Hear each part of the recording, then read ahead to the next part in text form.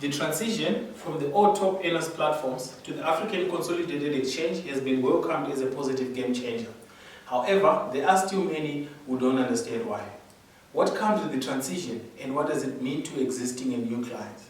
To answer these questions and others, I am joined by Ian Vula, who is the founding president for TE Markets and the African Consolidated Exchange. So Ian, we have seen the changeover from top earners platforms to ACEX. Can you maybe start by explaining why the transition and what are the benefits to the new members and new clients? Well, Malindi, thank you for making time to talk to me today. Awesome. Thank you. First of all, the transition from the old top earners platforms to the ACEX, which is the new African Consolidated Exchange, was done as a remedial kind of action to what we saw happen in the top earners platforms. Because you see, when we created the top earners platforms, we did not even anticipate that we were going to have over 200, 500 clients. Okay. So what we saw was an explosion of the business happen over a very short period, and so the system itself could not cope. At some point, the system just crashed because it could not handle the data, the traffic that we had experienced. In fact, I think at one point we had over 15,000 registered accounts. Okay, now that's huge for a system that was designed to cater for only about 200, 250. So when that happened, fortunately enough, we had already embarked on a program to develop an African Consolidated Exchange where we're going to have all these assets being traded on one platform.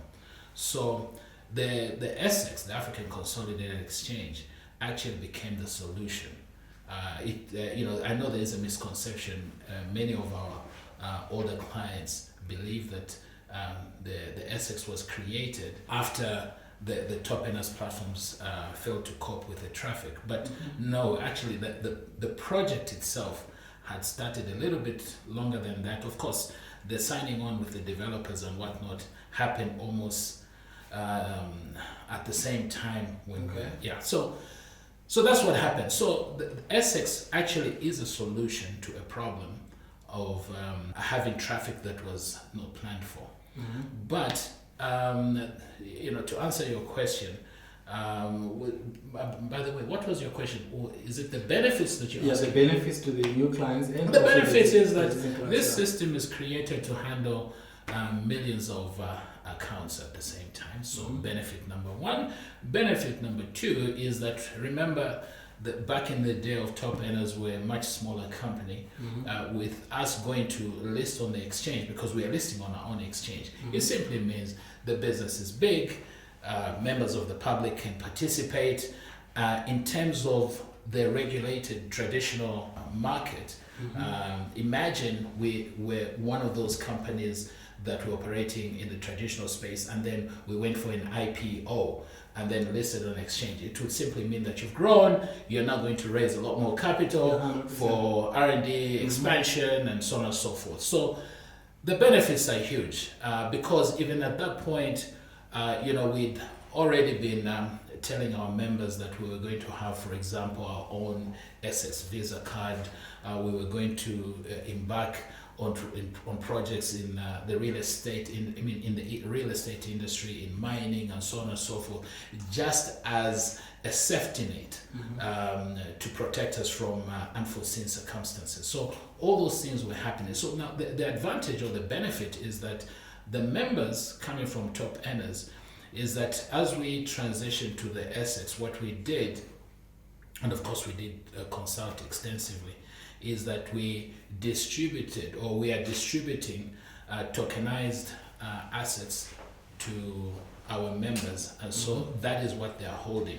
And the advantage is that at the ICO, or when we now go public next month, or I think latest is April, but I think we've planned to do it next month in March 2022. So as we go public, the meaning of that, as a public traded a company on our own exchange, those assets can easily be sold off on a willing seller, willing buyer basis, and one can exit, or those who are a little bit clever can hold on to those assets and let a little bit of appreciation of growth take place, and then be able to sell them off, or just hold them on until whenever, because we are a company that is growing at a very fast pace, and so I see our company growing tremendously over the next 18 to 36 months. Already this year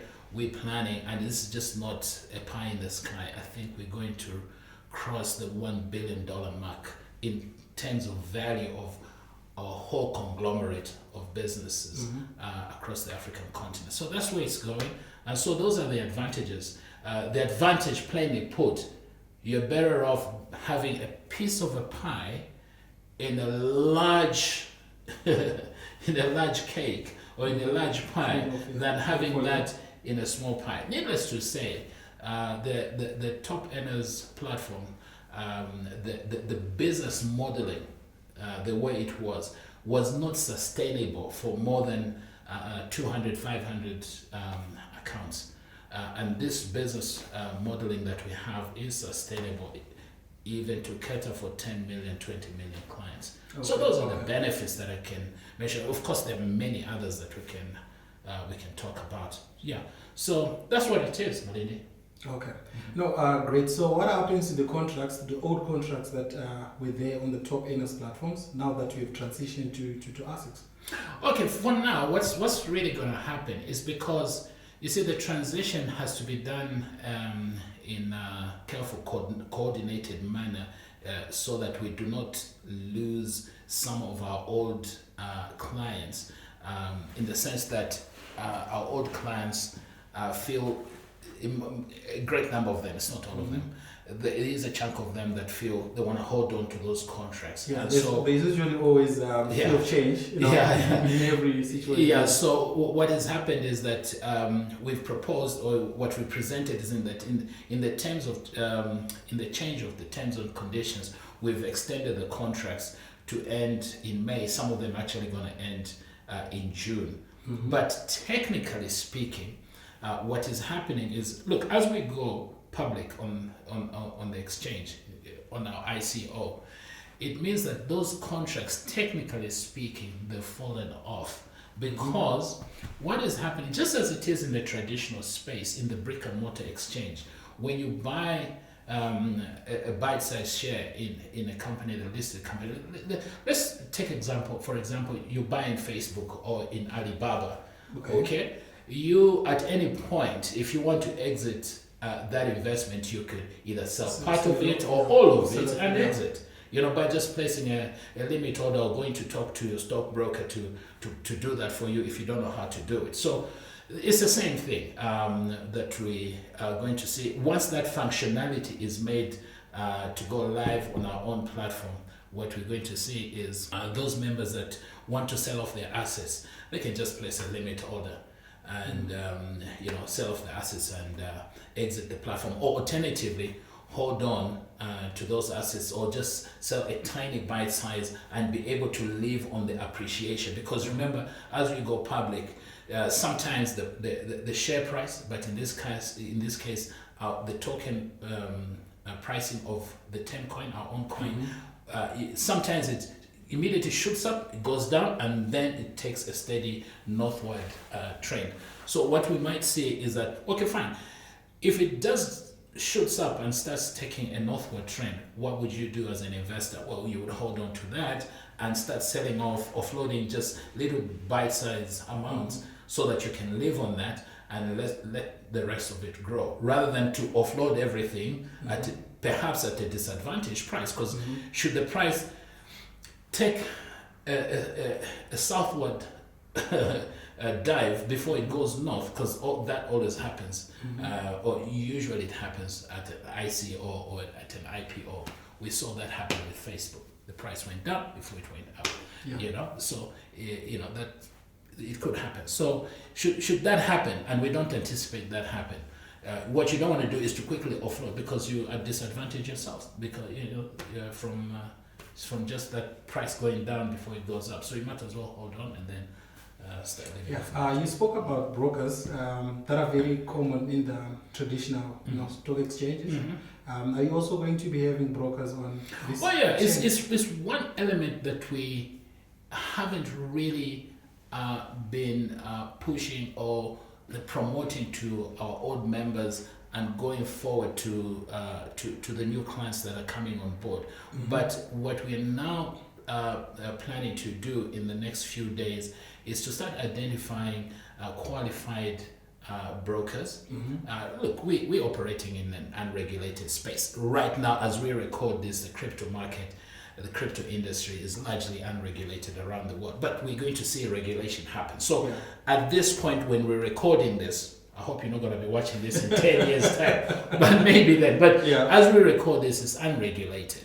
All right. So we're still going to self-regulate, look for qualified investment advisors and brokers. Now here I'm not talking about introducing brokers that just have to introduce and get a commission.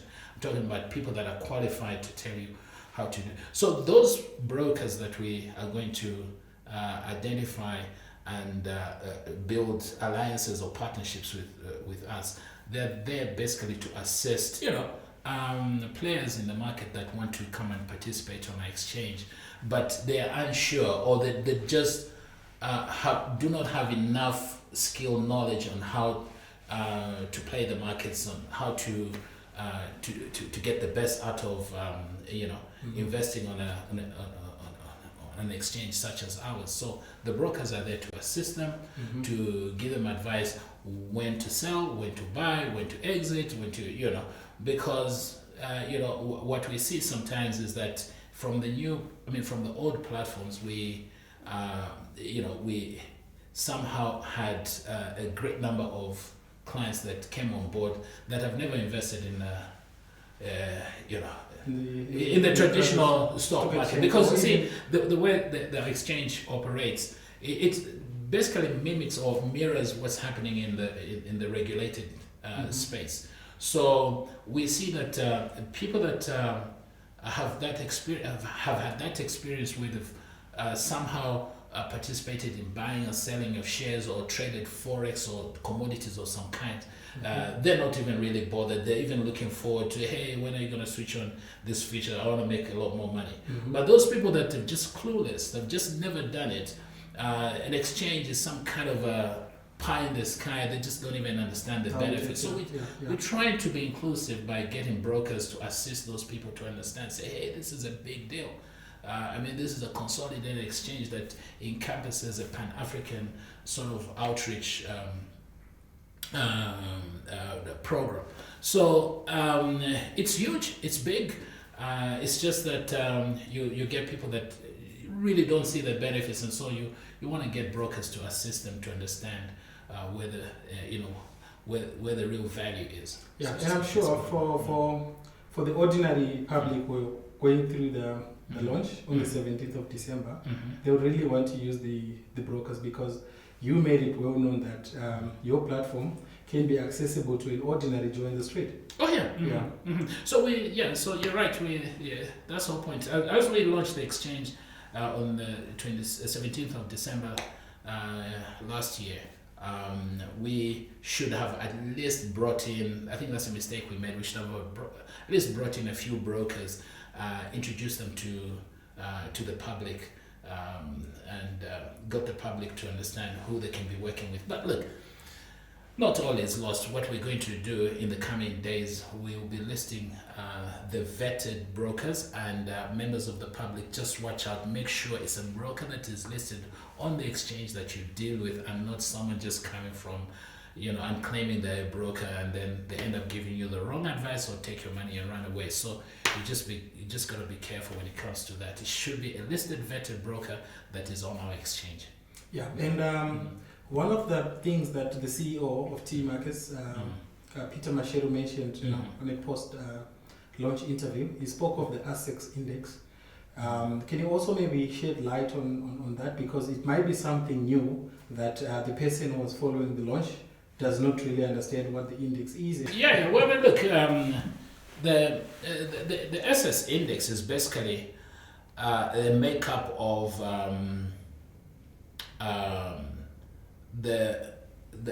in our case.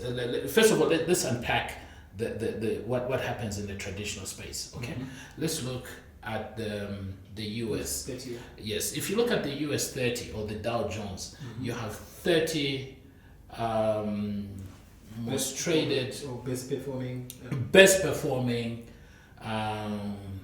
most capitalized companies in the US on one index. So when you invest in that, in other words, your investment is, you sort of like have a digital asset in all of those. So the performance of all those companies together is what you are investing in. So you're not subject to one company failing and then you lose out. It's some sort of safety net. Okay, so that's how the Dow Jones is made up. That's how the NASDAQ is made up. As you know, the NASDAQ doesn't have a physical office. It's just like the ACEX doesn't have a physical office. The NASDAQ is made up of all these technology, top performing, top 100 companies in the US. So that's how that index is made up. Whereas in our case, with the ACEX, in our unregulated space, we've brought the most lucrative projects vetted by ourselves, the ACEX, and listed them on one index.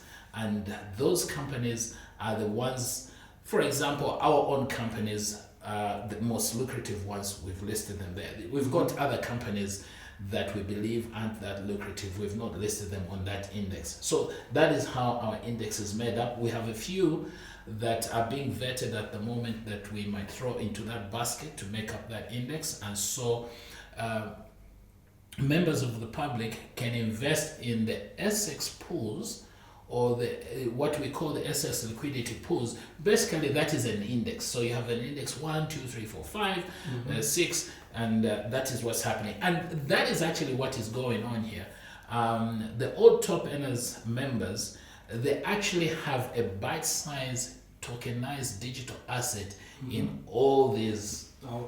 So they're actually in an index, which is the ACEX1, ACEX2, ACEX3.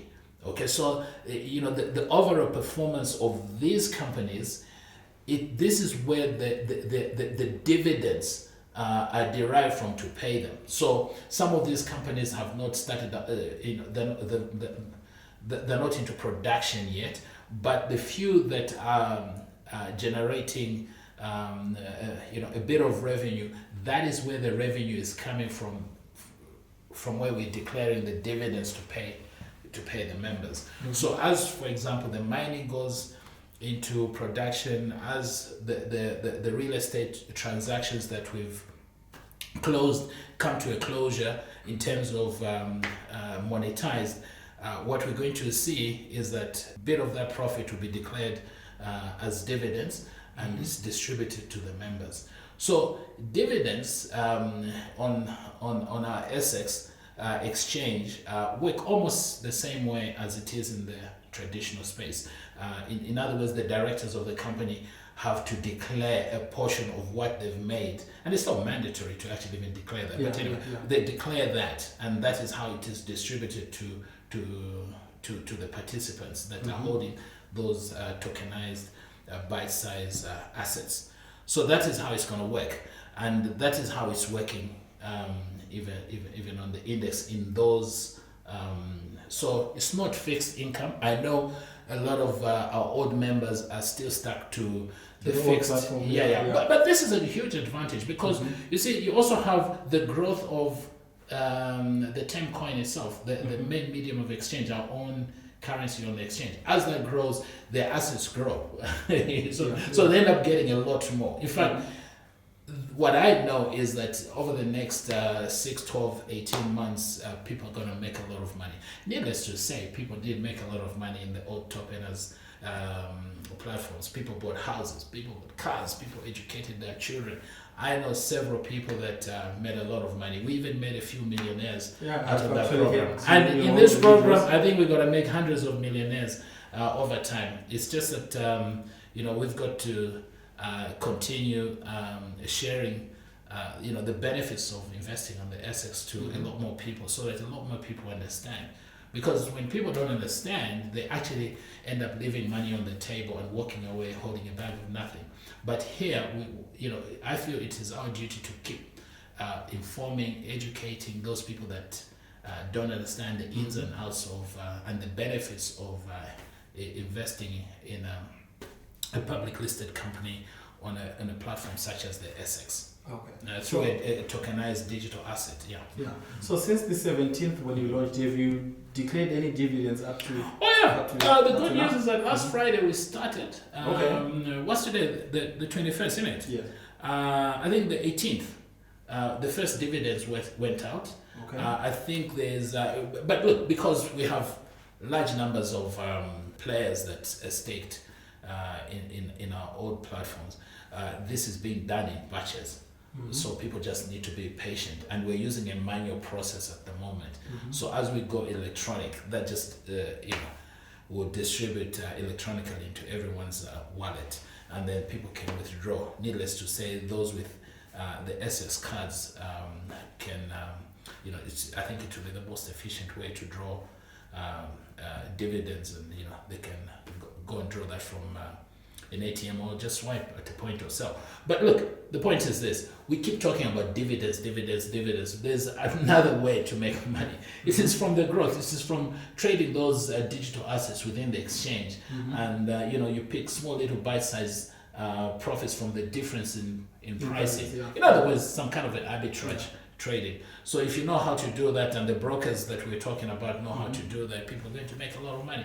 You don't even have to wait for a dividend to be declared. You could just be living on that. So the smart people, of course, the brokers, and if you're not, if you don't understand all this that we're talking about, you just need to appoint the right broker. And I'm not talking about an institution broker. You need to appoint the right broker to assist you in trading the different assets, digital assets, so that at least every other day, depending on what you have, every other day you can pick up $100, $200, $300. You sort of mean. It's a fantastic thing, and you're not just living on dividends. And then so when the dividends are declared, hey, you've got another amount coming in. So that is how it's going to work.